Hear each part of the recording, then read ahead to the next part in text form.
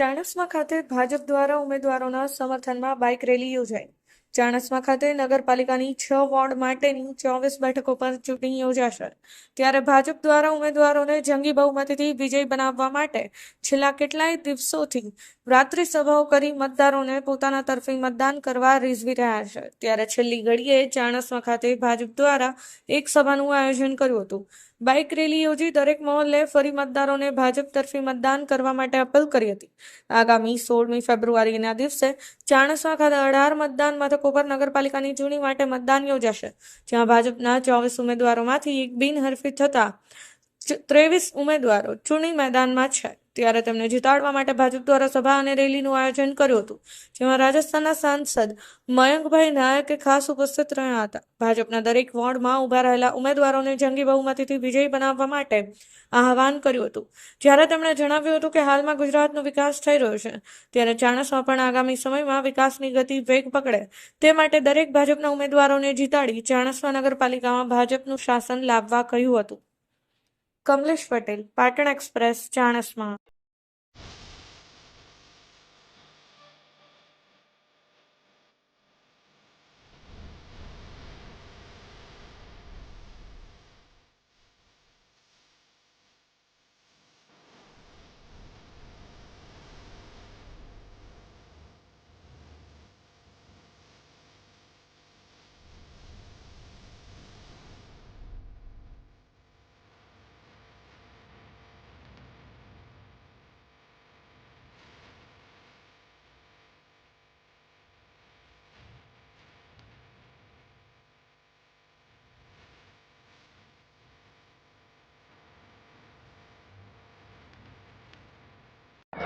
ચાણસ્મા નગરની અંદર 6 વોર્ડ અને 24 સીટો અમે જીતી જશું અને સર્વે કાર્યકર્તામાં આનંદ અને ઉત્સાહ હતો।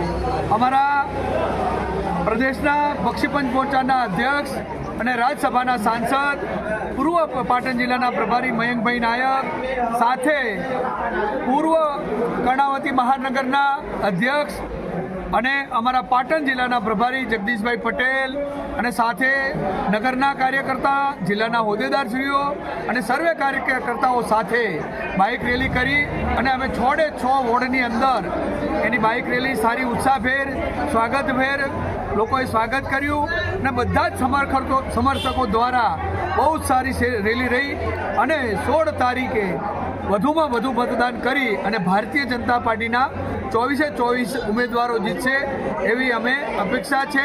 અને 3 નગરપાલિકાઓ રાધનપુર, હારીજ, અમે 3 નગરપાલિકાઓ 100% જીતીએ છીએ। વાત કરો છો એ જનતા જનાર્દનનો મિજાજ દેખાડે છે। ચાણસ્મા નગરપાલિકાના 6 વોર્ડ અને 24 સીટો માનનીય નરેન્દ્રભાઈ મોદી લોકોના મતદારોના હૃદયની અંદર બેઠા છે અને એ મતદારોએ આ જે રેલી નહોતી, આજની આ મોટો રેલો હતો, એ રેલા સ્વરૂપે ચાણસ્મા નગરપાલિકાના બધા મતદારોએ એમનું અનુમોદન આપ્યું છે।